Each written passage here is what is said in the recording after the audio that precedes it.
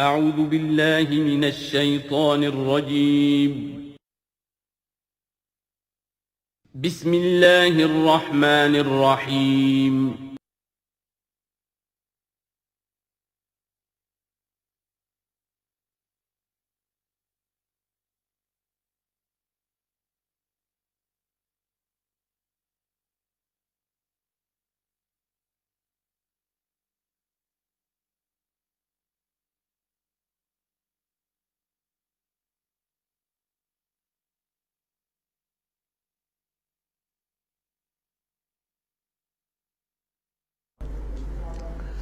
نحمده ونصلي على رسوله الكريم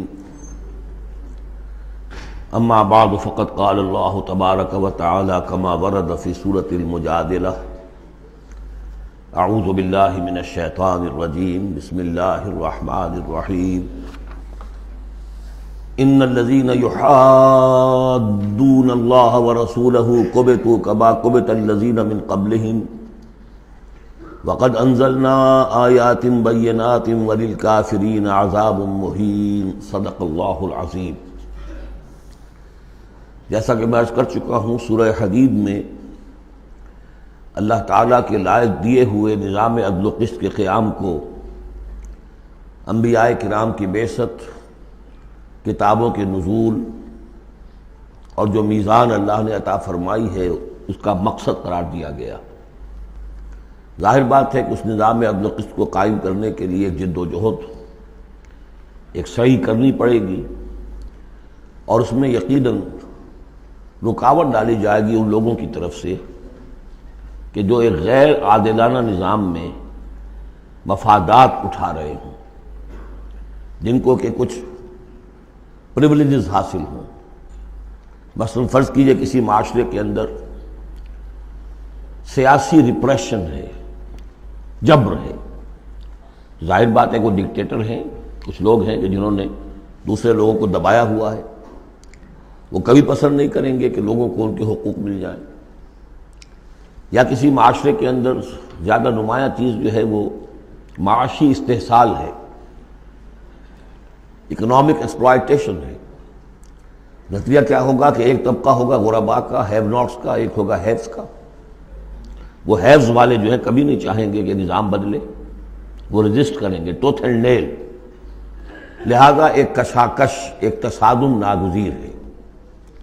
اس تصادم کے لیے دو گروہ نمایاں ہوتے چلے جائیں گے، ایک جو اللہ کے دین کے پر ایمان رکھنے والے اور جنہوں نے اپنی زندگیوں کو اس کام کے لیے وقف کر دیا ہو کہ اللہ کے دین کو نافذ کریں، دوسرے وہ کہ جو اس کی مخالفت کریں گے۔ اب ان دونوں کی کشاکش اور دونوں کے لیے علیحدہ علیحدہ عنوان ہیں جو تجویز کیے جا رہے ہیں سورہ مجادلہ میں۔ ارشاد ہوا ان الذین یحادون اللہ ورسولہ،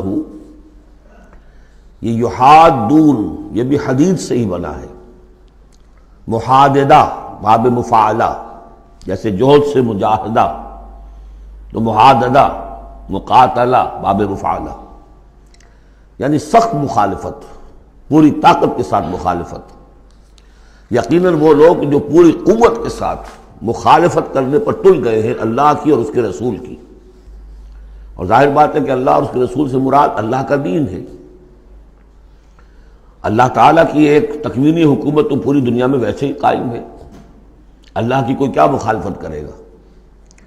اللہ کے رسول صلی اللہ علیہ وسلم سے بھی ذاتی پرخاش کسی کو کچھ نہیں تھی، کوئی ذاتی چپقلش نہیں تھی، جیسا کہ سورہ انعام میں ہم نے پڑھا ہے وَلَٰكِنَّ الظَّالِمِينَ بِآيَاتِ اللَّهِ يَجْحَدُونَ، یہ تو اللہ کی آیات کا انکار کر رہے ہیں۔ اے نبی جنگ آپ سے نہیں ہے ان کی، وہ تو ہمارے دین سے ہے۔ تو یعنی وہ لوگ کہ جو پوری قوت کے ساتھ مقابلہ کر رہے ہیں، مخالفت کر رہے ہیں اللہ کی اور اس کے رسول کی، یعنی اس کے دین کی اور اس کے دین کے قیام کی۔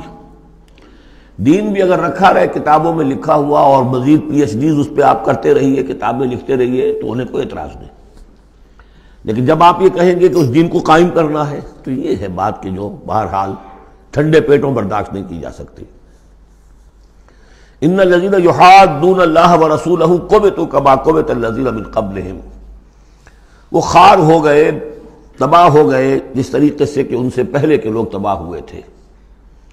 یعنی یہ کہ جیسے قوم فرعون تباہ ہوئی، قوم نوح تباہ ہوئی، قوم ہود تباہ ہوئی. جس نے بھی مخالفت کی اللہ کی اور اس کے رسول کی، ان کا جو انجام ہوا وہ تمہیں معلوم ہے. وَقَدْ أَنزَلْنَا آیَاتٍ بَيِّنَاتٍ، اور ہم اتار چکے ہیں روشن آیات. یعنی مکی صورتوں میں یہ سارے واقعات آ چکے ہیں. بڑی بڑی قومیں جو تم سے کہیں بڑھ کر، اے قریش اور اے عرب کے مشرکوں، تم سے کہیں بڑھ کر زیادہ طاقتور تھے، ان کو ہم نے ہلاک کیا. وَلِلْكَافِرِينَ عَذَابٌ مُّهِينٌ، یہ تو دنیاوی عذاب تھا جو ان پر آیا، ابھی ان کے لیے عذاب مہین جو ہے ذلت والا عذاب آخرت کے اندر ہے. یوم یبعثہم اللہ جمیعا فینبئہم بما عملوا، جس دن کہ اللہ تعالیٰ ان سب کو اٹھائے گا بعث بعد الموت، اور پھر انہیں جتلا دے گا جو انہوں نے عمل کیے تھے. احصاہ اللہ ونسوہ، اللہ نے تو ان کو محفوظ رکھا ہوا تھا، ان کا ریکارڈ تھا، ایک ایک عمل ان کا جو ہے وہاں پر موجود تھا. وَنَسُوا، وہ بھول بھی چکے تھے کہ انہوں نے کیا کیا زیادتیاں کی ہیں، کیا کیا حرام خوریاں کی ہیں، وہ تو بھول چکے تھے. وَاللَّهُ عَلَىٰ كُلِّ شَيْءٍ شَهِيدٌ، اور اللہ تعالیٰ تو ہر چیز پر گواہ ہے، خود نگران ہے. أَلَمْ تَرَ أَنَّ اللَّهَ يَعْلَمُ مَا فِي السَّمَاوَاتِ وَمَا فِي الْأَرْضِ، کیا تم نہیں دیکھتے کہ اللہ تعالیٰ تو جانتا ہے جو کچھ بھی ہے آسمانوں میں اور جو کچھ بھی ہے زمین میں. ما یکون من نجوا ثلاثۃ الا هو رابعهم، نہیں ہوتے کبھی بھی تین آدمی سرگوشیاں کرتے ہوئے مگر یہ کہ ان کا چوتھا اللہ ہوتا ہے. جماعتی زندگی میں ایک بڑا فتنہ پیدا ہو جاتا ہے کہ گروپ بندی ہو جائے، اور پھر وہ گروپس جو ہیں خفیہ جو ہے چیبیں گوئیاں شروع کر دیں. ایک جماعت ہے، اس جماعت میں ظاہر بات ہے اختلاف رائے بھی ہو سکتا ہے، لیکن اختلاف رائے کے لیے جو فورم ہے جہاں اختلاف رائے کا اظہار ہونا چاہیے وہاں اختلاف کیا جائے، اس کے قواعد و ضوابط کو ملحوظ رکھتے ہوئے. اس کی بجائے پرورٹڈ ذہنیت جو ہوتی ہے، تخریبی ذہنیت ہوتی ہے، وہ یہ ہے کہ اپنی ایک علیحدہ سی لابی بنا کر اور اپنے ہی مشورے کر رہے ہیں، گفتگویں کر رہے ہیں، تاکہ اپنے خیال میں تو اور پختہ سے پختہ ہوتے چلے جائیں. اگر عام ڈائیلاگ ہو تو اس میں تو پورا موقع ہوتا ہے کہ آج آپ کو کوئی خیال آیا ہے لیکن کل آپ کو اس کی غلطی آپ پر واضح ہو جائے، اور جو دوسرا خیال ہے آپ اس کے قائل ہو جائے کہ نہیں وہ بات واقعی میری سمجھ میں نہیں آئی تھی، اب سمجھ میں آ گئی ہے. لیکن اگر اس کی بجائے اوپن ڈائیلاگ کی بجائے اگر یہ خفیہ سرگوشیاں شروع ہو جائیں تو یہ گویا کہ پھر اس جماعت کے لیے یہ ایک بہت بڑا یوں سمجھیے کہ سم میں قاتل ہے، زہر ہے، مہلک زہر ہے. تو اس کا ذکر ہو رہا ہے. ما یکون من نجوا ثلاثۃ، جب کئی علیحدگی میں اور خفیہ مشورے کرتے ہیں تین افراد، الا هو رابعهم، اللہ تعالیٰ ان کے ساتھ موجود ہوتا ہے چوتھا. ولا خمسۃ الا هو سادسهم، نہیں ہوتے کوئی پانچ مگر یہ کہ ہوتا ہے اللہ چھٹا. ولا ادنی من ذلک، ادنا کیا ہوگا، دو ہوں گے ثلاثہ سے نیچے تو ان کے ساتھ تیسرا اللہ ہے. ولا اکثر، اس سے زائد ہو تب بھی اگر وہ خفیہ میٹنگز ہو رہی ہیں اور خفیہ سرگوشیاں ہو رہی ہیں تو اللہ تو ان کے ساتھ ہے. ہوا معہم اینما کانوا، یہ وہی الفاظ آ گئے جو سورہ حدید میں بھی آئے تھے. ہوا معکم اینما کنتم، اللہ ہوا معہم اینما کانوا، وہ تو موجود ہوتا ہے ان کے ساتھ جہاں کہیں بھی ہوں. ثم ینبئہم بما عملوا، پھر ان کو بتا دے گا، جتلا دے گا جو کچھ کہ انہوں نے عمل کیا تھا قیامت کے دن. ان اللہ بکل شیء علیم، یقینا اللہ ہر چیز کا علم رکھتا ہے. الم تر الی الذین نہوا عن النجوی، کیا تم نے دیکھا نہیں کہ وہ لوگ کہ جنہیں منع کیا گیا تھا نجوا سے. یہ آیت جو ہے سورہ نساء میں آ چکی ہے، آیت نمبر 114. لا خیر فی کثیر من نجواہم، اب اس سے ثابت ہو گیا کہ یہ سورہ مجادلہ اس کے بعد نازل ہو رہی ہے، اس لیے کہ اس کے بارے میں اشارہ کیا جا رہا ہے کہ ان کو منع کیا گیا تھا نجوا سے. ثم یعودون لما نہوا عنہ، پھر بھی وہ اعادہ کر رہے ہیں، دوبارہ اسی شے کا ارتکاب کر رہے ہیں جس سے وہ روکے گئے تھے. یہ منافقین تھے کہ جو سرگوشیاں کرتے تھے، علیحدہ جا کر باتیں کرتے تھے، اسکیمیں بناتے تھے. کبھی وہ جن کے ساتھ ان کے دوستانہ تعلقات تھے یہود میں سے ان کے پاس جاتے تھے، کبھی آپس میں میٹنگیں کرتے تھے. وَيَتَنَاجَوْنَ بِالْإِثْمِ وَالْعُدْوَانِ وَمَعْصِيَةِ الرَّسُولِ، اور وہ جو سرگوشیاں کرتے ہیں وہ گناہ کے بعد کی کرتے ہیں، زیادتیوں کی کرتے ہیں، اور رسول کی معصیت، رسول کی نافرمانی. یہ سورہ نساء جب ہم پڑھ رہے تھے تو میں نے آپ سے عرض کیا تھا، یاد ہوگا کہ منافقین پر بہت شاخ گزرتا تھا کہ ہم رسول کی اطاعت کریں، ہم اللہ کو مانیں گے، اللہ کی کتاب میں جو بات آ جائے گی اس پہ عمل کریں گے، لیکن یہ کیا ضروری ہے، یہ تو ہماری طرح کے ایک انسان ہے. پھر ہم سورہ قتال میں دیکھ چکے ہیں کہ انہوں نے از خود ایک مہم جوئی شروع کر دی ہے. کیا ضرورت تھی؟ یہ چھیڑ چھاڑ کیوں کی قریش کے ساتھ؟ کیوں جنگوں کا سلسلہ شروع کیا جس کے لیے کہ یہ مصیبت جو ہے بڑھتی چلی گئی؟ لہذا ان کے اوپر جو شاق گزر رہا تھا وہ تھا رسول کی اطاعت و معصیت الرسول، رسول کی نافرمانی. وَإِذَا جَاءُوكَ حَيَّوْكَ بِمَا لَمْ يُحَيِّكَ بِهِ اللَّهُ، اور جب وہ آپ کے پاس آتے ہیں تو آپ کو دعا وہ دیتے ہیں کہ جو اللہ نے آپ کو نہیں دی ہے. یہ ہم پڑھ چکے ہیں، سورہ نساء ہی میں یہ مضمون آیا تھا. تحیہ، عربوں کے ہاں سب سے بڑی دعا یہ تھی کہ حیاک اللہ، حیاتی ہوئے، اللہ تعالیٰ تمہاری زندگی دراز کرے، طویل کرے، اچھی زندگی دے. تو اس طرح کی بات ہے. لیکن وہ جب آتے تھے اس کے بعد اسلام میں اب جو گریٹنگز ہیں وہ السلام علیکم، لیکن وہ جب آتے تھے تو السلام علیکم جو السلام علیکم، سام کے معنی موت ہے. اے نبی آپ پر موت پڑے، اے مسلمانوں تم پر موت پڑے. لہذا وَإِذَا جَاءُوكَ حَيَّوْكَ بِمَا لَمْ يُحَيِّكَ بِهِ اللَّهُ وَيَقُولُونَ فِي أَنفُسِهِمْ. اب دیکھیے یہ نفسیاتی بات ہے. دل ہی دل میں وہ کہتے تھے پھر لولا يعذبنا الله بما نقول، اللہ ہمیں عذاب کیوں نہیں دے رہا ہمارے اس کہنے پر. اس کا کیا مطلب ہے؟ یہ رسول نہیں ہے. اگر رسول ہوتے تو ہماری اس گستاخی پر فوراً ہماری زبانیں کھینچ دیتا اللہ تعالیٰ. یہ ہے وہ چیز جس سے کہ ہم نے سورہ حدید میں دیکھا تھا کہ پھر وہ جو تھوڑی بہت پونجی ایمان کی ہوتی ہے وہ بھی برف کی طرح پگھلنی شروع ہو جاتی ہے، زائل ہونی شروع ہو جاتی ہے. ایک شرارت کی، السلام علیکم یا رسول اللہ کہا، پھر اس کے بعد ہمیں پکڑ تو کوئی نہیں ہوئی. اس کا مطلب یہ اللہ کے رسول نہیں ہے. اللہ کے رسول ہوتے تو اللہ اپنے رسول کی یہ توہین اور یہ استہزاء کا بھی برداشت نہ کرتا. حسبہم جہنم، ان کے لیے تو اب جہنم ہی کافی ہے، موضوع ہے.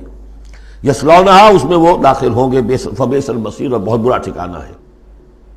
یا ایھا الذین آمنوا اذا تناجیتم، اے اہل ایمان جب تمہیں کوئی سرگوشی کرنی ہو، علیحدہ جا کر بات کرنی ہو، فلا تتناجوا بالاسم والعدوان ومعصیۃ الرسول، تو دیکھو کسی گناہ کے کام کے لیے کوئی مشورہ ہو رہا ہے، اسکیم بن رہی ہے، کہیں کسی پر زیادتی کرنے کے لیے کوئی مشورہ کر رہا ہے خفیہ، یا رسول کی مخالفت، رسول کے احکام کی نافرمانی کی، یہ تمہاری سرگوشی کا موضوع نہیں ہونا چاہیے. وَتَنَاجَوْا بِالْبِرِّ وَالتَّقْوَىٰ، ہاں علیحدہ جا کر کسی کو کوئی بات سمجھانی ہے تو نیکی کی تلقین کرو، بھلائی کی تلقین کرو، صدقہ و خیرات کی تلقین کرو. وَاتَّقُوا اللَّهَ الَّذِي إِلَيْهِ تُحْشَرُونَ، اور دیکھو اس اللہ سے ڈرتے رہو، اس کا تقویٰ اختیار کرو جس کی طرف کہ تمہیں لازماً جمع کیا جائے گا. اِنَّمَا النَّجْوَىٰ مِنَ الشَّيْطَانِ، یہ نجوہ جو ہے یہ شیطانی عمل ہے، یہ شیطان کا کام ہے، یہ اس کی تحریک پر اور اسی کی طرف سے اس کے لیے تمہیں موٹیویشن ملتی ہے. لِيَحْزُنَ الَّذِينَ آمَنُوا، تاکہ اہل ایمان جو ہیں وہ رنجیدہ ہوں. ایک تو یہ کہ یہ ساری ان کی اسکیمیں جو ہوتی تھی وہ اسی لیے ہوتی تھی مسلمانوں کو نقصان پہنچائیں. ظاہر بات ہے کوئی نقصان پہنچے گا وقتی اور عارضی طور پر تو طبع بشری کی بنا پر کچھ نہ کچھ رنج اور افسوس تو ہوگا. اور ایک اس میں اور بات بھی نفسیاتی یہ ہے کہ فرض کیجئے کہ آپ نے دیکھا 3-4 آدمی ادھر خسر پسر کر رہے ہیں تو خواہ خواہ آپ کو خیال ہوتا ہے کہ یہ میرے بارے میں کوئی بات کر رہے ہیں، اور اس سے کہ آپ کی طبیعت پر ایک الٹا اثر ہوتا ہے. کبھی کبھی خاص طور پر ایسا بھی ہوتا ہے کہ آپ کی طرف کسی نے دیکھ بھی لیا مسکرا کے، اور یہ در حقیقت انہیں ستانے کے لیے، چڑھانے کے لیے. لِيَحْزُنَ الَّذِينَ آمَنُوا، تاکہ اہل ایمان جو ہے وہ حزن سے دو چار ہوں، دلگیر ہوں، دل گرفتہ ہوں. وَلَيْسَ بِضَارِّهِمْ شَيْئًا، حالانکہ یہ شیطان کوئی ضرر نہیں پہنچا سکتا انہیں کچھ بھی، إِلَّا بِإِذْنِ اللَّهِ، مگر اللہ کے اذن سے. اللہ کی طرف سے کوئی آزمائش آنی ہے تو آئے گی، کوئی روک نہیں سکتا، لیکن شیطان اپنے ارادے سے، اپنے اختیار سے کوئی ضرر نہیں پہنچا سکتا. وَعَلَى اللَّهِ فَلْيَتَوَكَّلِ الْمُؤْمِنُونَ، اور اہل ایمان کو توکل کرنا چاہیے صرف اللہ پر. اہل ایمان کا توکل اور بھروسہ یہ کچھ نہیں ہوگا ان کے کیے، تم اپنا فرض ادا کرو، اللہ تعالیٰ تمہارے ساتھ ہے. یا ایھا الذین آمنوا اذا قیل لکم تفصحوا فی المجالس فافصحوا یفصح اللہ لکم. یہ بھی ان منافقین کا طرز عمل تھا کہ مجالس میں جب حضور کی عام مجلس ہے تو اس میں 3-4 آدمی ذرا قریب ہو کر ایک گچھا سا بن کر بیٹھے ہوئے ہیں، اور جو یہ بات ہو رہی ہے حضور فرمائیں ساتھ ساتھ وہ فقرے بھی چست کرتے جا رہے ہیں. پھر یہ کہ وہ علیحدہ بیٹھتے تھے کہ ہمارے فقرے یہ سچے مسلمان نہ سن لے کہیں، تب تو پکڑ ہو جائے گی ہماری. تو گویا کہ ایک گچھا سا بن کر وہ بیٹھے ہوئے ہیں، بہت قریب قریب ہو کر، اپنا ایک علیحدہ سالقہ بنا کر. تو اس کے لیے اگر ان سے کہا جائے کہ کھل کر بیٹھو، اس طریقے سے یہ جگہ جگہ پر علیحدہ گروپ بنا کر نہ بیٹھو، کھل کر بیٹھو، معلوم ہو کہ ایک اجلاس ہے، ایک اجتماع ہو رہا ہے۔ فافصحوا، تو تم کھل کے بیٹھا کرو، اللہ تعالیٰ تمہارے لیے کشادگی پیدا کر دے گا۔ بڑی عمدہ انداز ہے نصیحت کا۔ وَإِذَا قِيلَ انشُزُوا فَانشُزُوا يَرْفَعِ اللَّهُ الَّذِينَ آمَنُوا مِنكُمْ، اور جب کہا جائے کہ اٹھ کھڑے ہو تو چلے جایا کرو، اٹھ جایا کرو۔ یہ بھی ہوتا تھا کہ ایک میٹنگ ہے، مشورہ ہے، گفتگو ہوئی ہے، کوئی مسئلہ طے ہو گیا ہے، اب یہ ہمیں اقدام کرنا ہے، یہ فیصلہ کرنا ہے۔ اب یہ کہ جب مجلس برخاست ہوئی وہ بیٹھے ہوئے وہیں پر کچھ ایک گروپ بنا کر اب اس کے اوپر تبصرے ہو رہے ہیں۔ یہ بھی در حقیقت بحیثیت مجموعی جماعت کے اندر ایک سوء ظن کی سی فضا پیدا کرنے والی شے ہے۔ اب جب اجتماع تھا، بیٹھے تھے، اجتماع ختم ہو گیا، اب جائیے۔ جب کہا جائے کہ اٹھ جاؤ تو اٹھ جایا کرو، اٹھ کھڑے ہوا کرو۔ یرفع اللہ الذین آمنوا منکم، اللہ تعالیٰ تم میں سے جو واقعی اہل ایمان ہے ان کے درجات بلند کرے گا۔ والذین اوتوا العلم درجات، اور جن کو اللہ تعالیٰ نے علم دیا ہے، حقیقی علم دیا ہے، ان کے درجات بلند کرے گا۔ واللہ بما تعملون خبیر، اور اللہ تعالیٰ جو کچھ تم کر رہے ہو اس سے باخبر ہے۔ یا ایھا الذین آمنوا اذا ناجیتم الرسول فقدموا بین یدی نجواکم صدقہ، اہل ایمان جب تم رسول سے کوئی تنہائی میں بات کرنا چاہو تو ذرا اپنی اس علیحدگی کی بات سے پہلے کچھ صدقہ دیا کرو۔ اب اس کا بھی پس منظر سمجھیے، یہ چیزیں سمجھ میں نہیں آ سکتی اگر جماعتی ایک شکل سامنے نہ ہو اور اس میں ایک جد و جہد کی شکل۔ ہوتا کیا ہے کہ کچھ لوگ وہ اپنی حضور سے قرب ظاہر کرنے کے لیے اور اپنی حیثیت کو علیحدہ ممیز کرنے کے لیے، حضور ذرا مجھے آپ سے علیحدگی میں بات کرنی ہے تاکہ لوگ دیکھ لیں یہ کوئی بڑا چودھری ہے، بڑا اہم آدمی ہے، یہ علیحدگی میں جا کے بات کر رہا ہے، تو بڑا یعنی یہ کہ حضور کو بھی اس پر اعتماد ہے، اور وہ اپنی ایک نمایاں حیثیت ظاہر کرنے کے لیے۔ اور جو ان میں منافق تھے، جو عبداللہ ابن ابی کے بارے میں آپ کو بتا چکا ہوں کہ جب حضور جمعے کا خطبہ دینے کھڑے ہوتے تھے تو پہلے صف میں ہوتا تھا، پہلے کھڑا ہو جاتا تھا خود، اور کہتے لوگوں دیکھو توجہ سے سنو، یہ اللہ کے رسول ہے، تاکہ اس کی اپنی حیثیت ایک ظاہر ہو جائے کہ وہ یہاں کا چودھری ہے۔ اور وہ تھا مدینے کا چودھری، اس لیے کہ خزرج کا سردار تھا، اور خزرج بڑا قبیلہ تھا، اور طے کر چکے تھے اہل مدینہ کہ اسے بادشاہ بنا لیں گے، اپنا نظام بنائیں گے، چونکہ بہت عرصہ ہو گیا تھا انہیں باہم لڑتے ہوئے اوس اور خزرج کو۔ اب وہ چاہ رہے تھے کوئی ایک نظام ہو جائے، ہمارا بھی ایک بادشاہ ہو کوئی، اور اس کے لیے تاج بن چکا تھا، بس تاج پوشی باقی تھی کہ حضور تشریف لے آئے جو بے تاج بادشاہ بن گئے۔ اب اس کے جو بادشاہی کے خواب تھے سارے کے سارے جو ہیں وہ ختم ہو گئے، لہذا اس کے اندر دشمنی اول روز سے تھی، تو وہ بھی اپنی اس حیثیت کو ظاہر کرنے کے لیے کھڑے ہو کر کہتا تھا۔ اسی طرح یہ کہ اذا ناجیتم الرسول، تو اب آپ نے چونکہ مال سے تو محبت بہت تھی، حضور نے کہا کہ پہلے کو صدقہ دے کر پھر ذرا آ کے حضور سے بات کیا کرو۔ ٹیکس لگا دیا اللہ تعالیٰ نے حضور سے علیحدہ گفتگو کا۔ اب وہ تو اس سے پہلوتی کر گئے، اور تھا صرف یہی بتانا تھا کہ یہ لوگ جو بہت قریب آ کے حضور سے باتیں کیا کرتے تھے، ان کو مال سے اتنی محبت ہے کہ کوئی صدقہ دے کر اور پھر حضور سے علیحدہ گفتگو کرنے کے لیے کوئی آمادہ نہیں ہوا ان میں سے۔ حضرت علی کہتے ہیں رضی اللہ تعالیٰ عنہ، میں واحد شخص تھا جس نے حضور سے تنہائی میں گفتگو کے لیے آپ سے وقت مانگا اور صدقہ جو ہے اس کو پیش کیا، لیکن اللہ تعالیٰ نے جلد ہی اس حکم کو جو ہے منسوخ بھی کر دیا۔ یہ حکم بہت جلدی منسوخ ہوا ہے۔ یا ایھا الذین آمنوا اذا ناجیتم الرسول فقدموا بین یدی نجواکم صدقہ ذالک خیر لکم واطہر، یہ تمہارے لیے بہت بہتر بھی ہے اور بہت پاکیزہ بات ہے۔ فإن لم تجدوا فإن اللہ غفور رحیم، ہاں اگر تم غریب ہو، تمہیں نہیں تمہارے پاس کوئی شے ہے تو اللہ تعالیٰ غفور اور رحیم ہے، یہ گنجائش رکھتی تھی۔ لیکن ظاہر بات ہے منافقین تو غریب نہیں تھے، متمول لوگ تھے، مرفع الحال لوگ تھے۔ اس کے بعد فرمایا اشفقتم ان تقدموا بین یدی نجواکم صدقات، کیا تم ڈر گئے اس سے کہ رسول کے ساتھ اپنی تنہائی کی بات اور ملاقات سے پہلے کوئی صدقہ دو؟ فإذ لم تفعلوا وتاب اللہ علیکم، تو جب تم نے یہ نہیں کیا تو اللہ تعالیٰ نے بھی تمہاری توبہ کو قبول کیا، تم پر نظر عنایت فرمائی۔ فاقیموا الصلاۃ وآتوا الزکاۃ وأطیعوا اللہ ورسولہ، تو بس ٹھیک ہے، نماز قائم رکھو، زکوٰۃ ادا کرو، اور اللہ اور اس کے رسول کی اطاعت کرتے رہو۔ واللہ خبیر بما تعملون، اللہ باخبر ہے اس سے کہ جو تم کر رہے ہو۔ تو یہ حکم آیا بہت عارضی طور پر اور بہت جلد ختم بھی کر دیا گیا، لیکن یہ کہ اس سے وہ لوگ نمایاں ہو گئے کہ جو پہلے بہت ہی بار بار آتے تھے اور علیحدہ سے مشورے کرتے تھے اور اپنی ایک حیثیت جو ہے اس کا اظہار اس طریقے سے کیا کرتے تھے جب اس حکم کے بعد چند دن تک وہ نہیں آئے تو معلوم ہو گیا ہوگا، اور پھر ان کو بھی شرم آئی ہوگی کہ اب دوبارہ ہم وہ کام نہ کریں۔ الم تر الی الذین تولوا قوما غضب اللہ علیہم، کیا تم نے غور نہیں کیا کہ وہ لوگ کہ جنہوں نے دوستی گانٹھی ہے ان سے کہ جن پر اللہ کا غضب ہے۔ یہاں مراد کون ہے؟ یہودی کون ہے؟ مغضوب علیہم، جو لوگ ہیں مسلمانوں تم میں سے، چاہے اوس کے ہوں یا خزرج کے ہوں، جنہوں نے ان سے ابھی تک یارانے گانٹھے ہوئے ہیں، دوستیاں ہیں، حلیفی کے پرانے تعلقات کو ابھی تک نبھا رہے ہو۔ الم تر الی الذین تولوا قوما غضب اللہ علیہم ما هم منکم ولا منہم، وہ نہ تم میں سے ہے نہ ان میں سے۔ یہ منافقین کا یہ رول، لا الہ ہؤلاء ولا الہ ہؤلاء، مذبذبین بین ذلک، سورہ نساء میں ہم پڑھ چکے ہیں۔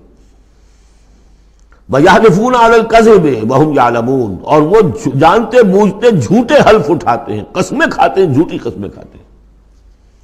أَعَدَّ اللَّهُ لَهُمْ عَذَابًا شَدِيدًا، اللہ تعالیٰ نے تیار کر رکھا ہے ان کے لیے ایک سخت عذاب۔ إِنَّهُمْ سَاءَ مَا كَانُوا يَعْمَلُونَ، یقیناً جو طرز عمل وہ اختیار کیے ہوئے ہیں وہ بہت ہی برا ہے۔ اتخذوا أيمانهم جنة، انہوں نے اپنی قسموں کو ڈھال بنا لیا ہے۔ جہاں کسی بات پر گرفت ہوئی، خدا کی قسم، اللہ گواہ ہے یہ معاملہ یوں نہیں تھا، یوں تھا۔ اب دوسرا شخص جو ہے شریف مسلمان ہے، وہ مروت میں آ کے اللہ کی قسم کھا رہا ہے تو کم سے کم چپ تو ہو جاتا تھا، اب میں کیا کروں؟ لہذا انہوں نے قسموں کو اپنی ڈھال بنا لیا۔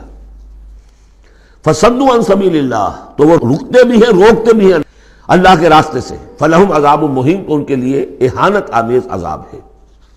لن تغنی عنہم اموالہم ولا اولادہم من اللہ شیئا، ان کے کچھ کام نہیں آئیں گے، نہ ان کے اموال نہ ان کی اولادیں، اللہ کے مقابلے میں کچھ بھی۔ اولئک اصحاب النار، یہ حقیقتاً جہنمی ہیں، ہم فیہا خالدون، اور اس میں ہمیشہ ہمیشہ رہیں گے۔ ایک بظاہر کون ہے؟ بظاہر تو محمد کے ماننے والے ہیں صلی اللہ علیہ وسلم۔ منافق کون تھے؟ اسلام کا دم بھرتے تھے، کہتے تھے ہم مسلمان ہیں۔ جو سورہ منافقون آئے گی اسی سلسلے میں، قسمیں کھاتے تھے، اذا جاءک المنافقون قالوا نشہد انک لرسول اللہ واللہ یعلم انک لرسولہ واللہ یشہد ان المنافقین لکاذبون۔ یہ منافق جو کہہ رہے ہیں جھوٹ کہہ رہے ہیں، حالانکہ بات تو کہہ رہے ہیں سچی ہے کہ آپ اللہ کے رسول ہیں، بات سچی کہہ رہے ہیں لیکن ہیں جھوٹے، اس لیے کہ ان کے دل میں آپ پر ایمان نہیں ہے۔ یوم یبعثہم اللہ جمیعا، جس دن کہ اللہ تعالیٰ ان سب کو اٹھائے گا، فیحلفون لہ کما یحلفون لکم، تو وہ اللہ کے سامنے بھی اسی طرح کی جھوٹی قسمیں کھائیں گے جیسے کہ آج تمہارے سامنے کھا رہے ہیں۔ یعنی یہ کہ ان کی عادت جھوٹی قسمیں کھانے کی اتنی پختہ ہو جائے گی کہ تمہارے سامنے جس طرح کی جھوٹی قسمیں کھاتے ہیں، ایسی جھوٹی قسمیں اللہ کے سامنے کھائیں گے، وہاں بھی جا کر یہ چوکنے والے نہیں ہیں۔ یحلفون لکم، جیسے تمہارے لیے قسمیں کھاتے ہیں، یحسبون انہم علی شیء، اور سمجھیں گے کہ ہم ہیں کسی نہ کسی بات پر، ہماری بھی کوئی حیثیت ہے، بہرحال ہم نے بھی کچھ نہ کچھ تو کام کیا تھا، ہم نے نمازیں پڑھی تھی، ہم نے روزے رکھے تھے، ہم نے آخر ایک وقت میں ہم اسلام قبول کیا تھا ہم نے۔ وَيَحْسَبُونَ أَنَّهُمْ عَلَىٰ شَيْءٍ أَلَا إِنَّهُمْ هُمُ الْكَاذِبُونَ، آگاہ ہو جاؤ کہ وہ حقیقت میں جھوٹے ہیں۔ استحوذ علیہم الشیطان، شیطان نے ان کو اپنے قابو میں کر لیا ہے، شیطان نے قابو پا لیا ہے ان پر۔ فَأَنْسَاهُمْ ذِكْرَ اللَّهِ، اور انہیں غافل کر دیا ہے، بھلا دیا ہے انہیں اللہ کی یاد۔ اولئک حزب الشیطان، جان لو کہ یہ ہے شیطان کی پارٹی۔ یعنی شیطان کی پارٹی جو ہے، ایک تو وہ ہے کہ جو کھلم کھلا سامنے سے وار کرنے والے ہیں، مشرکین مکہ تھے، کھلم کھلا جو بھی کر رہے تھے حضور کے خلاف، کھلم کھلا اقدام تھا ان کا۔ انہوں نے اپنی گردنیں کٹوائیں اپنے باطل معبودوں کے لیے، اپنے دین کے لیے، اپنے جو بھی ان کے توہمات تھے ان کے لیے۔ ایک یہ تھے یہودی، اور تیسرے تھے جو مسلمانوں کے اندر یہ ففتھ کالمسٹ عنصر جو تھا، کہ جو منافقین پر مشتمل تھا۔ ان کا اور معاملہ کھل کر آئے گا مزید اگلی صورت میں، سورہ حشر میں۔ یہ وہ لوگ ہیں جو مسلمانوں کے اندر ہوتے ہوئے حزب الشیطان کے اصل میں رکن تھے۔ اولئک حزب الشیطان الا ان حزب الشیطان هم الخاسرون، آگاہ ہو جاؤ کہ یہ شیطان کی پارٹی والے جو ہیں حقیقت میں یہی ہوں گے خسارے میں، یہی رہیں گے گھاٹے میں، یہی ہوں گے تباہ و برباد۔ اب یہ سائملٹینیس کنٹراسٹ ہے، جب حزب الشیطان کی یہ کارروائیاں اور ان کے یہ مختلف علامتیں بیان کر دی گئیں تو حزب اللہ کا ذکر ہو رہا ہے۔ ان الذین یحادون اللہ ورسولہ اولئک فی الاذلین، ابھی انہی کا ذکر جاری ہے۔ یقیناً وہ لوگ جو مخالفت کر رہے ہیں اور ایڑی چوٹی کا زور لگا رہے ہیں، یحادون اللہ ورسولہ اولئک فی الاذلین، یہ لوگ ہوں گے جو سب سے زیادہ ذلیل ہو کر رہیں گے، سب سے زیادہ ذلیل، اذل۔ اور سمجھ لیجئے کہ یہی بات سورہ نساء میں ہے، ان المنافقین فی الدرک الاسفل من النار، یقیناً منافقین جو ہے وہ آگ کے سب سے نچلے طبقے میں ہوں گے۔ اب وہ مضمون آ گیا ہے جو اس سے پہلے سورہ صافات میں بھی آ چکا ہے، اور بہت اہم ہے یہ مضمون، اور اہم مضامین میں نے کئی مرتبہ عرض کیا قرآن مجید میں کم سے کم 2 جگہ ضرور ہوتے ہیں۔ کتب اللہ لأغلبن انا ورسلی، اللہ نے طے کر دیا ہے، لکھ دیا ہے، میں لازماً، میں اور میرے رسول غالب آئیں گے۔ سورہ صافات میں ہم پڑھ چکے ہیں، وَلَقَدْ سَبَقَتْ كَلِمَتُنَا لِعِبَادِنَا الْمُرْسَلِينَ إِنَّهُمْ لَهُمُ الْمَنْصُورُونَ وَإِنَّ جُنْدَنَا لَهُمُ الْغَالِبُونَ۔ یہ بات تو ہماری طرف سے پہلے ہی سے طے شدہ ہے کہ جنہیں بھی ہم رسول بنا کر بھیجیں گے ان کے بارے میں ہمارا یہ قانون ہے، اٹل ہے۔ وَلَقَدْ سَبَقَتْ كَلِمَتُنَا لِعِبَادِنَا الْمُرْسَلِينَ إِنَّهُمْ لَهُمُ الْمَنْصُورُونَ، کہ یقیناً ان کی مدد کی جائے گی۔ وَإِنَّ جُنْدَنَا لَهُمُ الْغَالِبُونَ، وہ تو ہمارا لشکر ہے، حزب اللہ ہے، ہماری پارٹی ہے، رسول اور اس کے ساتھی وہ تو ہماری پارٹی ہے، ہمارا لشکر لازماً غالب آئے گا۔ یہاں بھی فرمایا ان الذین یحادون اللہ ورسولہ اولئک فی الاذلین، وہ تو نہایت ذلیل ہوں گے۔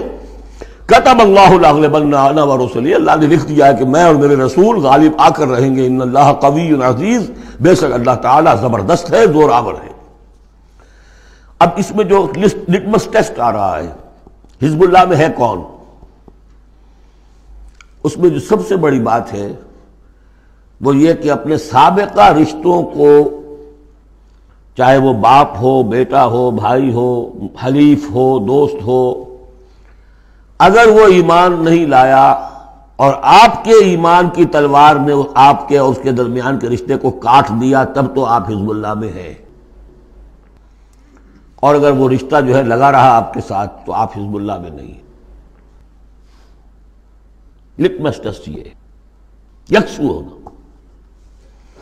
لا تجد قوما یؤمنون باللہ والیوم الآخر یوادون من حاد اللہ ورسولہ، تم نہیں پاؤ گے ان لوگوں کو جو حقیقتاً ایمان رکھتے ہوں اللہ پر اور یوم آخر پر کہ وہ محبت کر رہے ہیں ان سے جو مخالفت کرتے ہیں اللہ کی اور اس کے رسول کی۔ سیدھی سی بات ہے۔ ایک وہ کفار ہیں جو انرٹ ہوں، پیسو ہوں، آپ کے خلاف کوئی اقدام نہ کر رہے ہوں، اسلام کے خلاف کوئی، ان کا معاملہ علیحدہ ہو جائے گا، یہ سورہ ممتحنہ میں آئے گا۔ لیکن وہ لوگ جو ایکٹیو ہیں، ریزسٹ کر رہے ہیں، اسلام کے خلاف جدوجہد کر رہے ہیں، اگر ان کے ساتھ بھی کوئی دوستی کا رشتہ ہے تو پھر حزب اللہ سے آپ خارج ہو گئے۔ لا تجد قوما یؤمنون باللہ والیوم الآخر یوادون من حاد اللہ ورسولہ، نہیں پاؤ گے تم کسی بھی شخص کو جو ایمان رکھتا ہو اللہ پر اور یوم آخر پر کہ وہ محبت کی پینگیں بڑھا رہا ہو ان سے کہ جن کی مخالفت ہے اللہ سے اور اس کے رسول سے۔ وَلَوْ كَانُوا آبَاءَهُمْ، خواہ وہ ان کے باپ ہوں، او ابناہم یا ان کے بیٹے ہوں، او اخوانہم یا ان کے بھائی ہوں، او عشیرتہم یا ان کے رشتہ دار ہوں۔ اب وہی نوٹ کر لیجیے آیت سورہ توبہ کی آیت نمبر 24، قل ان کان آباؤکم وابناؤکم واخوانکم وازواجکم وعشیرتکم واموال اقترفتموها وتجارۃ تخشون کسادها ومساکن ترضونها احب الیکم من اللہ ورسولہ وجہاد فی سبیلہ۔ اللہ کی محبت کے تو آپ بڑے دعوے کر سکتے ہیں، رسول کی محبت کے، رسول کے عشق کے بڑے بڑے دعوے آپ کر سکتے ہیں، لمبے لمبے جلوس نکال سکتے ہیں، بڑی بڑی محفل بیعت منعقد کر سکتے ہیں، نعتوں کے اندر زمین آسمان کے کلابے ملا سکتے ہیں۔ اصل میں جو ٹیسٹ ہوگا کہ واقعتاً اللہ سے اور اس کے رسول سے محبت ہے یا نہیں ہے تو جہاد فی سبیلہ ہی سے ہوگا، وہ تو ٹھوس شے ہے۔ تو اگر وہ 8 چیزوں کی محبت ان 3 چیزوں کی محبت سے بڑھ گئی، فتربصوا، تو جاؤ انتظار کرو، حتی یاتی اللہ بامرہ، یہاں تک کہ اللہ اپنا فیصلہ سنا دے۔ واللہ لا یہدی القوم الفاسقین، اللہ ایسے ناہنجاروں کو ہدایت نہیں دیتا۔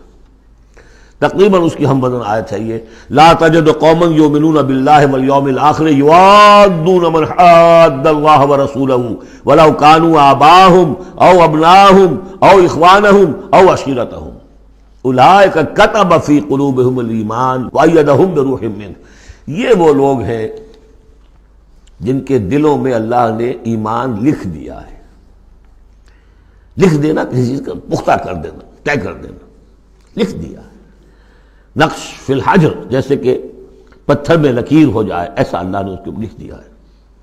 وَأَيَّدَهُمْ بِرُوحٍ مِّنْهُ، اور پھر ان کی مدد کی ہے اللہ تعالیٰ نے اپنی طرف سے، اپنے غیب کے فیض سے، روح سے۔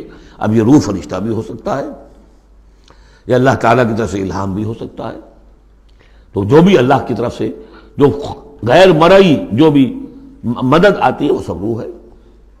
وَيُدْخِلُهُمْ جَنَّاتٍ تَجْرِي مِن تَحْتِهَا الْأَنْهَارُ خَالِدِينَ فِيهَا، اور وہ داخل کرے گا انہیں ان باغات میں جن کے دامن میں ندیاں بہتی ہوں گی اور جس میں وہ ہمیشہ ہمیش رہیں گے۔ رضی اللہ عنہم ورضوا عنہ، وہ اللہ سے راضی ہو جائیں گے اور اللہ ان سے راضی ہو جائے گا، یا یوں کہیے کہ وہ اللہ سے راضی ہو چکے اور اللہ ان سے راضی ہو چکا۔ اولئک حزب اللہ، اب یہ آیا ہے کنٹراسٹ، وہ حزب الشیطان، یہ حزب اللہ۔ اولئک حزب اللہ، یہ ہے اللہ کی پارٹی، اللہ کی جماعت۔ الا ان حزب اللہ هم المفلحون، آگاہ ہو جاؤ کہ یقیناً اللہ کی جماعت جو ہے وہی فلاح پانے والی ہے، اللہ کی پارٹی ہی کے لیے آخری کامیابی ہے۔ یہ مضمون اس سے پہلے سورہ مائدہ میں بھی آ چکا، فإن حزب اللہ هم الغالبون، وہاں آیا فإن حزب اللہ هم الغالبون، اللہ کی پارٹی ہی غالب آ کر رہے گی۔ لیکن دنیا میں غالب آ جانا در حقیقت اگرچہ یہ بڑی کامیابی ہے، لیکن سب سے بڑی کامیابی تو وہ فلاح ہے۔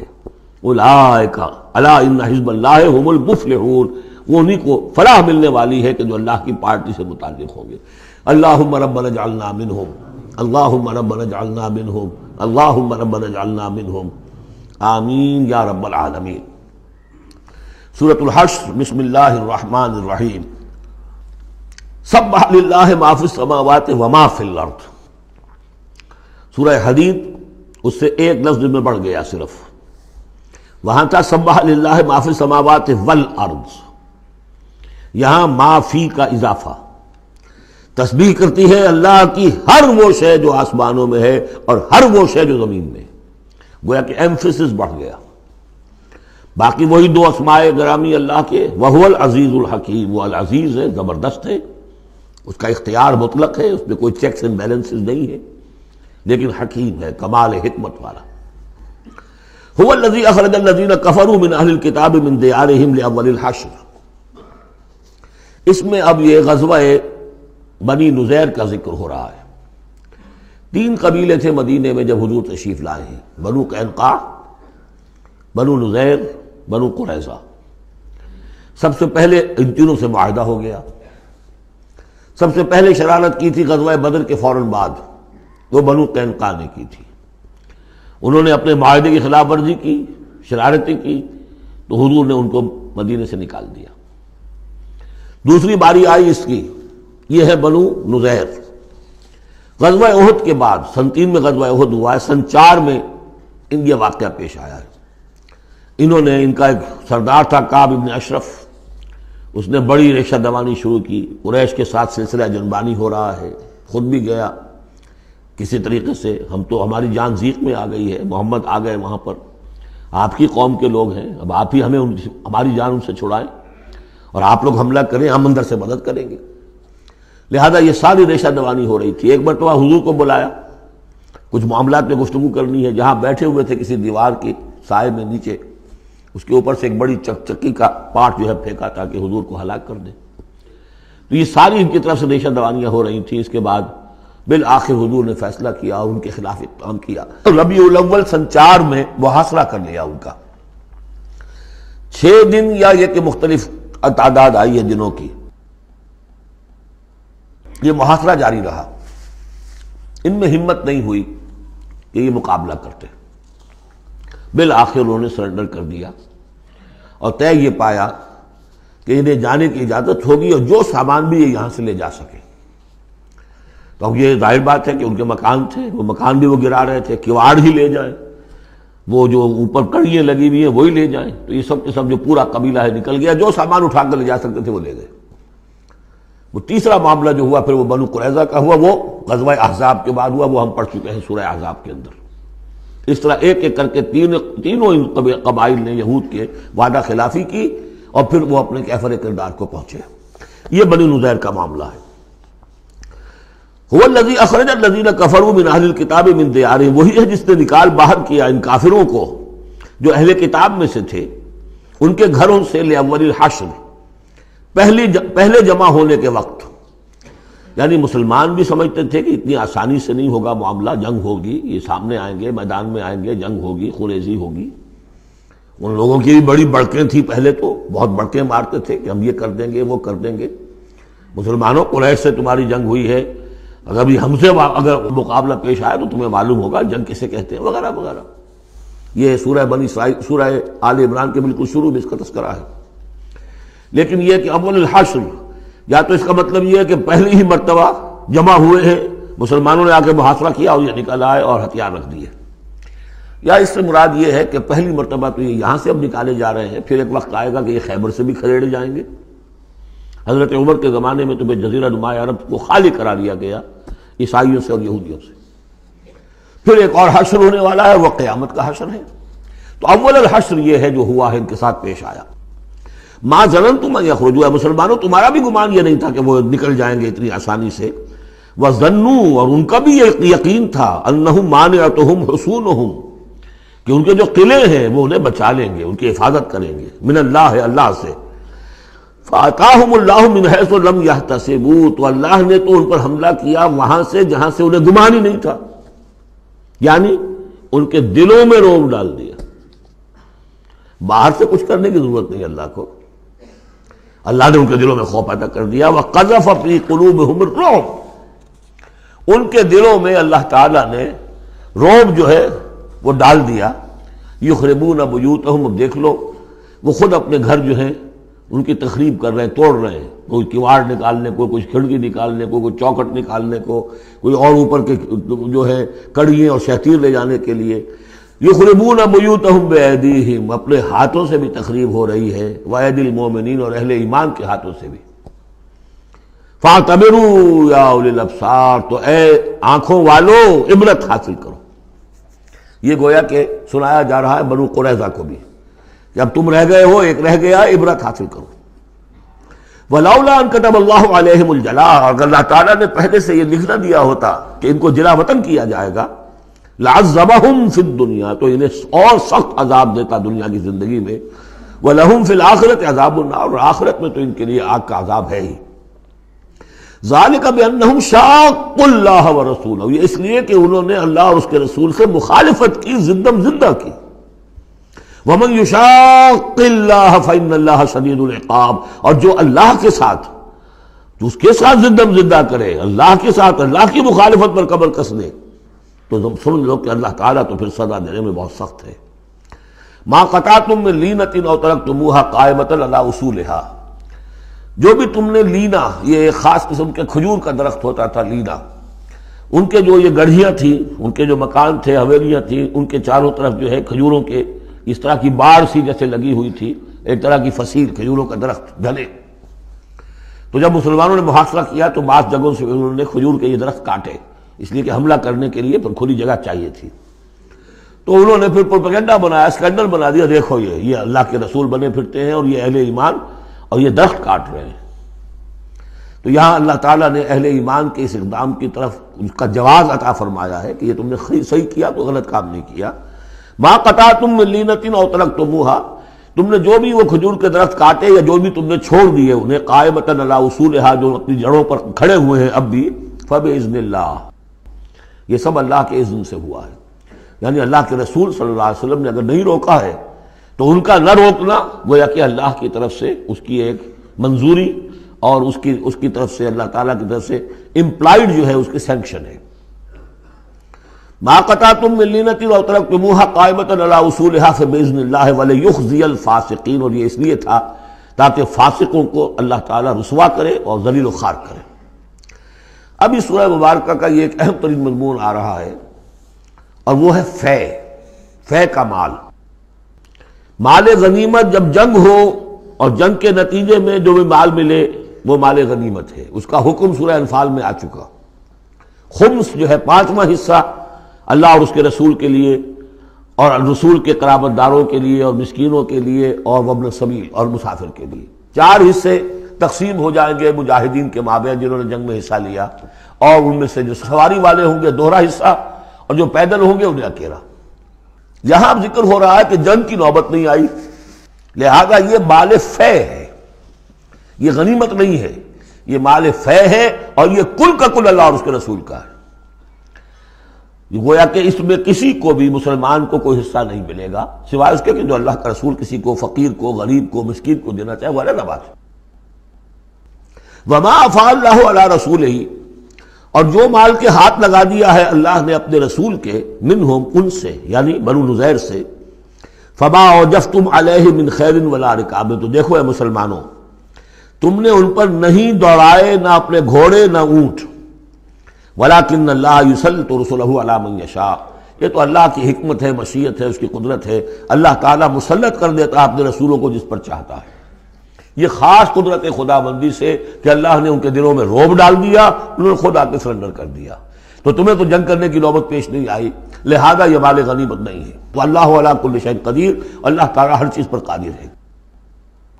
اب یہ حکم آ رہا ہے، ما افاء اللہ علی رسولہ من اہل القری، جو مال بھی ہاتھ لگا دے اللہ اپنے رسول کے ان تمام بستی والوں سے، فللہ وللرسول ولذی القربى والیتامى والمساکین وابن السبیل، اس کا جو مصرف ہے وہ یہ کہ اللہ اور اس کا رسول، اس سے مراد ہے اسلامی ریاست، پھر رسول کے اپنے اخراجات، اپنی ازواج مطہرات کا دار نفقہ، اپنا جو ذمہ داریاں ہیں معاشرتی، پھر رسول کے قرابت دار، ظاہر بات ہے ذی القربیٰ جو ہے وہ عام آدمی کے بھی قرابت دار ہیں، ان کے ساتھ حسن سلوک ہوتا ہے، تو رسول کے بھی تو قرابت دار ہیں، اور رسول کا کوئی اور ذریعہ معاش تو ہے نہیں، والیتامى والمساکین وابن السبیل، باقی اس کے علاوہ جو بھی مستحق ہیں، فقراء ہیں، غریب ہیں اور ان کے لیے محتاج ہیں، کہ لا یکون دولۃ بین الاغنیاء منکم، اور یہ اہم ترین اسٹیٹمنٹ آف آبجیکٹیوز ہے، مقصد کیا ہے، کہ لا یکون، تاکہ ایسا نہ ہو کہ دولت تمہارے امیروں ہی کے مابین چکر لگاتی رہے۔ یعنی ظاہر بات ہے کہ اب جو لوگ بھی جو جنگ میں حصہ لیا ہے، جن کے پاس گھوڑے بھی تھے اور اونٹ بھی تھے، اب ان کو دگنے حصے مل جاتے سارے اس مال میں سے، تو گویا کہ جو لوگ پہلے ہی سے کچھ مرفع الحال ہیں، جن کے پاس پہلے ہی کچھ ہے، انہی کی طرف مال اور بڑھ رہا ہے، اور جو بیچارے غریب ہیں وہاں کے، وہ گویا کہ اس سے ان کی غربت کے ازالے کی کوئی شکل نہیں ہو پائے گی۔ تو اللہ تعالیٰ کے سامنے یہ ہے کہ دولت کی تقسیم ہو ایسی کہ اس کی سرکولیشن جو ہے معاشرے کے اندر، اس کی گردش دولت ایسی ہو کہ سب کو حصہ ملے اور سوسائٹی کے تمام طبقات جو ہے اس سے مستفید ہوں۔ کہ لا یکون دولۃ بین الاغنیاء منکم، تاکہ ایسا نہ ہو کہ یہ دولت، یہ سرمایہ، یہ مال تمہارے امیروں ہی کے مابین گردش میں رہے۔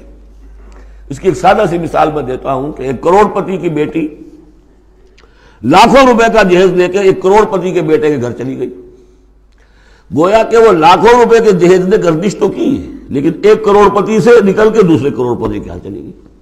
یہ دولت گردش کر رہی ہے اسی ایک اونچے طبقے کے اندر، انہی کے اندر جو ہے گردش ہو رہی، گردش ہے بھی اگر تو ان کے مابین۔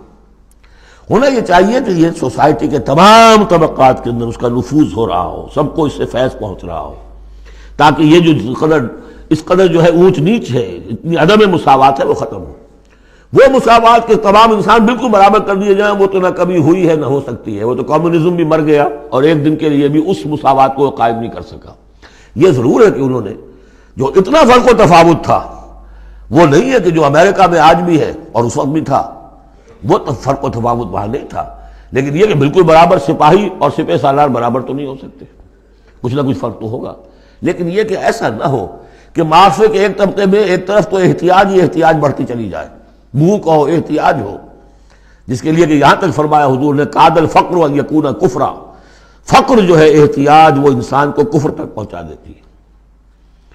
اور حضرت شاہ ولی اللہ دہلوی رحمۃ اللہ علیہ نے، وہ میں سمجھتا ہوں کہ اس دور جدید میں جو بھی معاشی مسائل کی پیچیدگیاں پیدا ہونے والی تھی، اس کا بڑا گہرا فہم جو تھا سب سے پہلے جس عالم دین کو ہوا ہے وہ شاہ ولی اللہ دہلوی ہے۔ ان کا کہنا یہ ہے کہ جس معاشرے میں، جس ملک میں تقسیم دولت کا نظام غیر منصفانہ ہوگا، اس کا نتیجہ یہ نکلے گا کہ ایک طرف دولت کے انبار ہوں گے، نتیجہ یہ کہ عیاشیاں ہوں گی، بدماشیاں ہوں گی، دوسری طرف عام لوگ جو ہے وہ ڈھور ڈنگر بن کر رہ جائیں گے، وہ بار برداری کے جانوروں کی حیثیت اختیار کر لیں گے کہ صبح سے لے کے شام تک کمر توڑ دینے والی جو ہے مشقت کر کے بھی بمشکل اپنی ضرورت پوری کر رہے ہیں۔ تو گویا کہ یہ غیر مساوی نظام تقسیم دولت جو ہے یہ دو دھاری تلوار ہے، ادھر بھی کاٹ رہی ہے ادھر بھی کاٹ رہی ہے۔ جدھر ایکومولیشن آف ویلتھ ہو رہی ہے ادھر عیاشیاں ہیں، بدماشیاں ہیں، ادھر جو بھی کچھ ہو رہا ہے اللہ تللے ہیں، نمود و نمائش کے لیے خرچ کیا جا رہا ہے، اس سے اور جو ہے دل پھٹ رہے ہیں۔ کسی بڑے سیٹ صاحب کی بیٹی کی شادی ہے اور پوری کوٹھی بقع نور بنی ہوئی ہے، ایک ایک پتے کے ساتھ انہوں نے لگا رکھا ہے ایک ایک بل، اور دوسری طرف اس سیٹ کا کوئی نہ کوئی شوفر بھی ہے، کوئی اس کا کھانا پکانے والا ہے، کوئی چوکیدار ہے، کوئی مالی ہے، اور اس کے گھر میں بچی جو ہے بوڑھی ہو رہی ہے اور اس کا ہاتھ پیلا نہیں ہو سکتا اس لیے کہ کچھ نہیں ہے اس کے پاس۔ تو ان ملازمین کے دل میں ان کی محبت پیدا ہوگی یا نفرت پیدا ہوگی؟ انما یرید الشیطان ان یوقع بینکم العداوۃ والبغضاء، شیطان تو چاہتا ہے تمہارے مابین دشمنی اور بغض کے جذبات پیدا کرے، اور وہ پیدا ہو رہے ہیں۔ دوسری طرف فقر ہے، کاد الفقر ویکون کفرا، تو اس میں یہ ہے کہ ضرورت ہے کہ لا یکون دولۃ بین الاغنیاء منکم، نظام ایسا ہونا چاہیے کہ منصفانہ عادلانہ تقسیم ہو دولت کی، اور اس طرح سے مستقل طبقات بن کر نہ رہ جائے۔ وما آتاکم الرسول فخذوہ، اب ظاہر بات ہے کہ اس وقت فوری طور پر تو بڑا دھکا لگا ہوگا نا، اوس اور خزرج کے مسلمان جو تھے وہ جب آئے تھے محاصرہ کیا تھا، توقع انہیں یہ ہوگی کہ مال غنیمت میں سے ہمیں ملے گا، تو فوری طور پر یہ سمجھ لیں آخر انسان تھے، فرشتے تو نہیں تھے نا، تو انہیں یقیناً کوئی ایک دھکا سا لگا ہوگا، شوق پہنچا ہوگا، لہذا اب اس کے لیے جو بھی ایک ایمان کو ان کے جو ہے اپیل کیا جا رہا ہے، وما آتاکم الرسول فخذوہ، اور دیکھو جو رسول تمہیں دے دے وہ لے لو، وما نہاکم عنہ فانتہوا، اور جس چیز سے روک دے رک جاؤ، واتقوا اللہ، اللہ کا تقوی اختیار کرو، ان اللہ شدید العقاب، اللہ تعالیٰ سزا دینے میں بہت سخت ہے۔ للفقراء، اب بیان ہوا کہ جب یہ بیت المال میں چلا جائے گا تو رسول نے تو اپنے اوپر فقر لازم کیا ہوا ہے، رسول نے تو اپنی بیویوں کے نفقہ بڑھانے کی بجائے ایلا کر لیا تھا، سورہ احزاب میں ہم سب پڑھ آئے ہیں۔ رسول یہ کس کو دے گا؟ للفقراء المہاجرین الذین اخرجوا من دیارہم، وہ مہاجر جو تنگ دست ہیں، کہ جو نکال دیے گئے اپنے گھروں سے، اموالہم، اور اپنے اموال سے، انہیں سب کچھ چھوڑ کر آنا پڑا، یبتغون فضلا من اللہ ورضوانا، وہ تو اللہ کے فضل کے متلاشی ہیں، تلاش کر رہے ہیں، حاصل کرنا چاہتے ہیں اللہ کا فضل اور اس کی رضا، وینصرون اللہ ورسولہ، اور وہ اللہ اس کے رسول کی مدد کر رہے ہیں، وَلِيَعْلَمَ اللَّهُ مَنْ يَنْصُرُهُ وَرُسُلَهُ بِالْغَيْبِ، یہ ہم پڑھ چکے ہیں۔ اللہ دیکھنا چاہتا ہے کون ہے وہ جو اللہ کی مدد کرتے ہیں اور اللہ کے رسول کی مدد کرتے ہیں غیب میں ہونے کے باوجود۔ تو یہ لوگ جو ہیں جان ہتھیلیوں پر رکھ کر آ گئے، مکے کو انہوں نے چھوڑ دیا، اپنے گھر بار وہاں چھوڑے ہوئے ہیں، اپنے بال بچوں کو چھوڑا ہوا ہے، تو ان کے لیے کوئی چیز نہیں ہے، تو اب اس میں سے مال فے میں سے ان کا حصہ ہوگا۔ للفقراء المہاجرین الذین اخرجوا من دیارہم واموالہم ویبتغون فضلا من اللہ ورضوانا وینصرون اللہ ورسولہ اولئک هم الصادقون، یقیناً وہ لوگ سچے ہیں، انہوں نے اپنا سچا ہونا ثابت کر دیا، صادق الایمان ہونے کا ثبوت دے دیا۔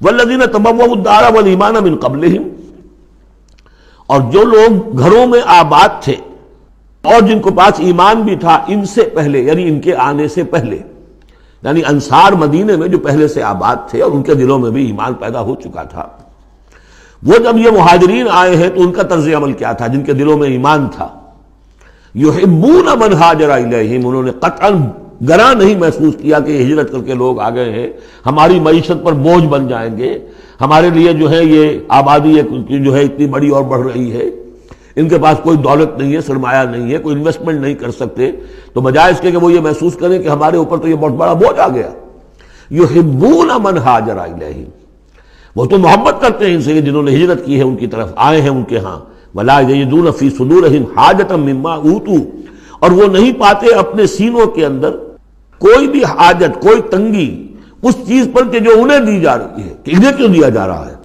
نہیں ہوگا، اس لیے کہ ان کے دلوں میں ایمان ہے، اللہ تعالیٰ نے ان کو ایمان کی دولت سے بہرہور کیا ہے۔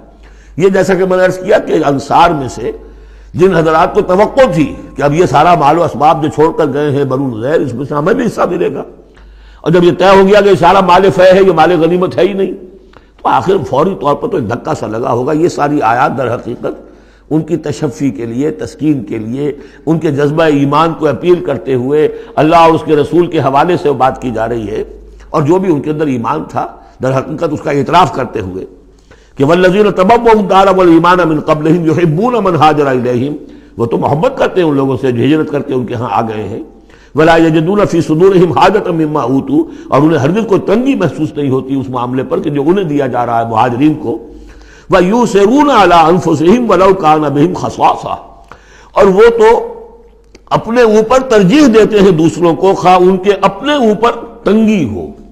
یعنی انصار بھی سب کے سب جو ہیں وہ دولت مند تو نہیں تھے، ان میں بھی غریب بھی تھے، لیکن یہ کہ چاہے وہ خود تنگدست ہوں لیکن یہ کہ وہ دوسروں کو ترجیح دیتے ہیں، انہوں نے اپنے مہاجر بھائیوں کے لیے ایثار کیا ہے، قربانی کی ہے۔ ایثار جو ہے اس کے معنی ہوتی ہے ترجیح کرنا، کسی کو مقدم رکھنا۔ یؤثرون علی انفسہم ولو کان بہم خصاصہ، اپنے اوپر ان کو ترجیح دے رہے ہیں اگرچہ ان کے اپنے ہاں بھی تنگ دستی ہے، خواہ ہو ان کے ہاں تنگ دستی۔ ومن یوق شح نفسہ فاولئک هم المفلحون، اور یقیناً جو کوئی بھی بچا لیا گیا اپنے جی کے لالچ سے وہ وہی ہے کہ جو فلاح پانے والے ہیں۔ یہ ترغیب و تشویق ہے انصار کے لیے کہ جن کو گویا کہ اس مال فے سے ان آیات کی روح سے بالکل محروم قرار دے دیا گیا، الا یہ کہ ان کے ہاں جو یتامہ ہو، مساکین ہو، ان کے لیے تو ظاہر بات ہے کہ وہ حصہ موجود ہے۔ اب جو آیت آ رہی ہے اس حصے کی وہ یہ ہے، بہت عظیم آیت اس پہلو سے ہے کہ اسی سے استدلال کیا حضرت عمر نے رضی اللہ تعالیٰ عنہ ہماری تاریخ کے ایک بہت اہم موقع پر، جبکہ خاصا اختلاف بھی اس میں پیدا ہو گیا تھا۔ پہلے وہ موقع سمجھ لیجئے، جب حضرت عمر کے دور خلافت میں عراق فتح ہو گیا، شام فتح ہو گیا، ایران فتح ہو گیا، مصر فتح ہو گیا، تو ایک فرٹائل کریسنٹ کہلاتا ہے مڈل ایسٹ کا، بہت زرخیز علاقہ، درمیان میں تو اگرچہ عراق کے اور شام کے ایک بڑا صحرا ہے لیکن ایک کریسنٹ پاتا ہے، یوں بہت فرٹائل ایریا۔ اب یہ جو مجاہدین تھے، صحابہ کرام کتنے تھے؟ چند ہزار۔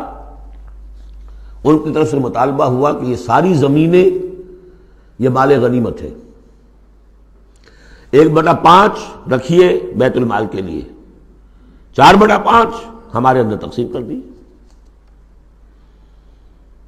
اگر ایسا ہو جاتا تو تاریخ انسانی کی عظیم ترین جاگیرداری پیدا ہو جاتی، پورا ملک تقسیم ہو جاتا چند ہزار صحابہ کے اندر۔ اس سے بھی آگے بڑھ کر اس میں امپلائڈ یہ بھی تھا کہ ان ملکوں کی تمام آبادی ہماری غلام ہے، تقسیم کر دیجئے انہیں۔ مال غنیمت میں جو غلام آتے تھے وہ تقسیم ہوتے تھے کہ نہیں؟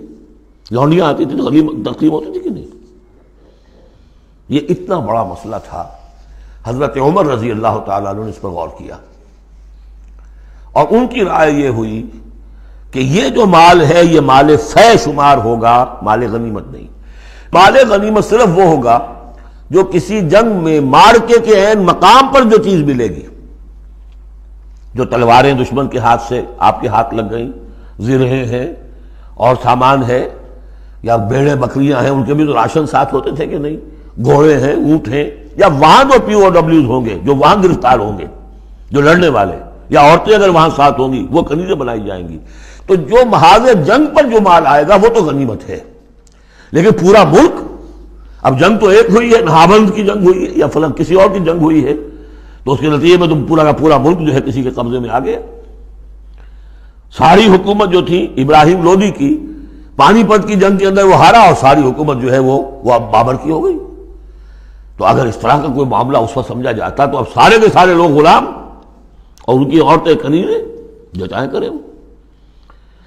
اب اس پر جب حضرت عمر کی یہ رائے ہوئی، اور اس کے لیے دلیل یہ لائے تھے کہ انہوں نے فرمایا کہ یہ جو فے کا حکم چلا آ رہا ہے، اس میں ایک تو فرمایا گیا ما افاء اللہ علی رسولہ من اہل القری فللہ وللرسول ولذی القربى والیتامى والمساکین وابن السبیل۔ اگلی آیت میں فرمایا للفقراء المہاجرین الذین اخرجوا من دیارہم واموالہم، اسی کے ساتھ جوڑا انہوں نے اس آیت کو والذین جاؤوا من بعدہم، جو اور بعد میں آئیں گے۔ اب یہ ظاہر بات ہے کہ یہ آج تو جتنے چند ہزار مسلمان تھے انہوں نے فتح کر لیا، اب اتنی بڑی امت ہے جو مسلمان بعد میں آئیں گے، اس کا مطلب ان کا تو کوئی حصہ رہا ہی نہیں۔ یہ بیت المال کی ملکیت قرار پائیں گی ساری زمینیں، تاکہ یہ امت مسلمہ کی ایک کلیکٹیو ملکیت ہو، collective ownership of the whole Muslim امہ۔ تاکہ اس سے جو بیت المال کے اندر خراج آئے گا اس خراج سے تمام مسلمانوں کی بہبود، اور یہ کہ اللہ کے دین کی آگے نشر و اشاعت، اس کا ایک مکمل نظام، اور جو ہماری حدیں ہیں تو سرحدوں کے اوپر جو ہے فوجی پہرا، اس کے لیے باقاعدہ فوج رکھنا، اس کے لیے مسلسل جو ہے آمدنی چاہیے، اس سب کے لیے حضرت عمر نے کہا کہ یہ مال فے قرار پائے گا ان لوگوں کی اس آیت کی روح سے، کہ اس میں حق صرف انہی کا نہیں ہے کہ جو اس وقت ہیں، والذین جاءوا من بعدہم، وہ جو لوگ ان کے بعد آئیں گے ان کے بھی اس کے اندر حق ہے۔ اس آیت سے انہوں نے استدلال کیا رضی اللہ تعالی عنہ۔ اور یہ بھی میں آپ کو بتا دوں کہ صحابہ میں سے بڑے اہم صحابہ نے حضرت عمر سے اختلاف کیا، ان کا نہیں یہ مال غنیمت ہے تقسیم کیجیے۔ پھر یہ کہ ایک باقاعدہ جو ہے ایک کمیشن بنایا گیا، اس میں کچھ اوس کے، کچھ انصار اور کچھ جو ہے خزرج کے، ان کو ایک کمیشن بنایا گیا، انہوں نے غور کیا، سب کی بات سنی، اور پھر حضرت عمر رضی اللہ تعالیٰ عنہ کی رائے کے مطابق انہوں نے فیصلہ دیا، اور اسی پر پھر اجماع ہو گیا۔ اور اس سے اب مسلمان ممالک کے اندر جو اراضی ہیں ان کی دو مستقل قسمیں بن گئی ہیں، ایک اراضی عشری، ایک اراضی خراجی۔ عشری اراضی ان مسلمانوں کی قرار پائی اور اس علاقے کے مسلمانوں کی قرار پائی جو بغیر لڑے بھڑے ایمان لے آئے، جیسے مدینے کے لوگ۔ حضور نے مدینے کو فتح تو نہیں کیا بلکہ وہ تو خود لے کر آئے حضور کو، تو وہاں کی زمینیں انہی کے قبضے میں رہیں۔ عشری زمین قبضے میں ہوتی ہے، ملکیت ہوتی ہے مسلمان کی، اس میں سے عشر ہوگا پیداوار کا 10واں حصہ یا 20واں حصہ۔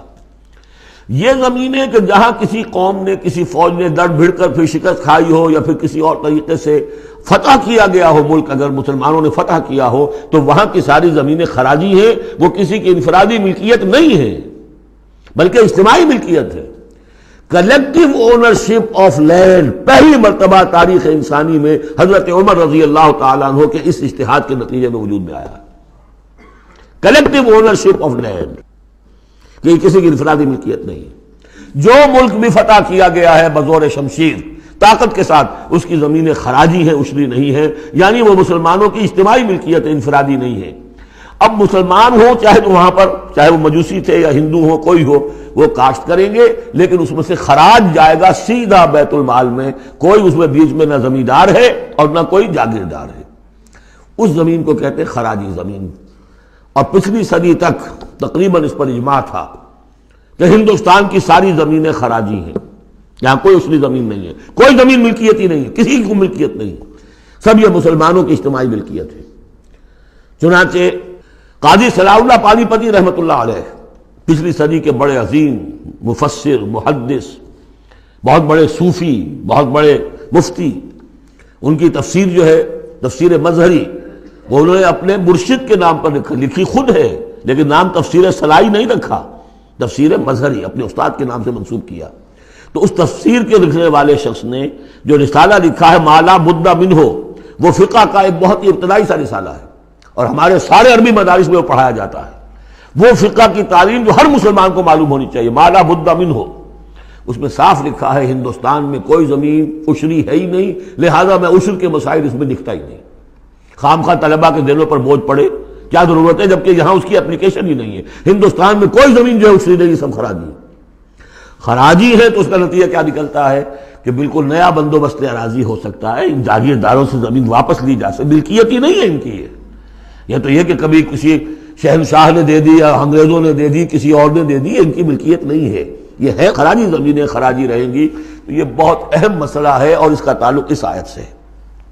والذین جاءوا من بعدہم یقولون ربنا اغفر لنا ولاخواننا الذین سبقونا بالایمان، وہ یہ کہتے ہیں پروردگار ہمیں بھی بخش دے اور ہمارے ان بھائیوں کو بھی بخش دے جو ایمان میں ہم سے سبقت لے گئے، ہم سے پہلے تھے۔ ولا تجعل فی قلوبنا، اور ہمارے دلوں میں مت پیدا کر غلا، کوئی بھی کدورت، کوئی بھی بیر، للذین آمنوا، ان لوگوں کے لیے جو صاحب ایمان ہو۔ ربنا انک رؤوف الرحیم، پروردگار تو رؤوف ہے اور رحیم ہے۔ بارک اللہ لی ولکم فی القرآن العظیم ونفعنی وإیاکم بالآیات والذکر الحکیم۔